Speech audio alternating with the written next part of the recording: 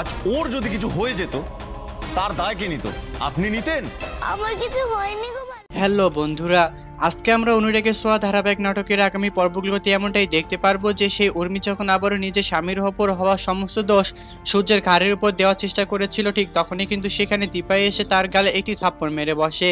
তখন যেন সেই উর্মি বাড়ি ছেড়ে চলে যাওয়ার কথা বললে বিভিন্নভাবে আবার কথা জালে ফাঁসিয়ে দেয় রূপা। হ্যাঁ বন্ধুরা, অনুরাগের ছোঁয়া ধারাবাহিক নাটকের আগামী পর্বগুলোতে আমরা ঠিক এমনটাই দেখতে পারবো। আর আপনারা যদি আমাদের চ্যানেলে নতুন হয়ে থাকেন তাহলে চ্যানেলটিকে অবশ্যই একটি সাবস্ক্রাইব করে দিবেন। আমরা এপিসোডের শুরুতে ঠিক এমনটাই দেখতে পারবো যে সেই উর্মি যখন নিজের স্বামীর উপর হওয়া সমস্ত দোষ অর্থাৎ লাবণ্য, ছোট লাবণ্যকে যখন সূর্যের অবৈধ সন্তান হিসেবে গণ্য করেছিল, ঠিক তখনই কিন্তু উর্মি সেখানে এসে বেশ উর্মির গালের মধ্যে একটি থাপ্পড় মেরে বসলে দীপা বেশ অনেকটাই চমকে যায়। হ্যাঁ বন্ধুরা, অনুরাগের ছোঁয়া ধারাবাহিক নাটকের আগামী পর্বগুলোতে আমরা ঠিক এমনটাই দেখতে পারবো। আর আপনারা যদি আমাদের চ্যানেলে নতুন হয়ে থাকেন তাহলে চ্যানেলটিকে অবশ্যই একটি সাবস্ক্রাইব করে দিবেন। আর আজকের এই এপিসোডটি আপনাদের কাছে কেমন লেগেছে তা অবশ্যই আমাদেরকে কমেন্ট করে জানাতে একদমই ভুলবেন না। ধন্যবাদ সবাইকে এতক্ষণ আমাদের সাথেই থাকার জন্য।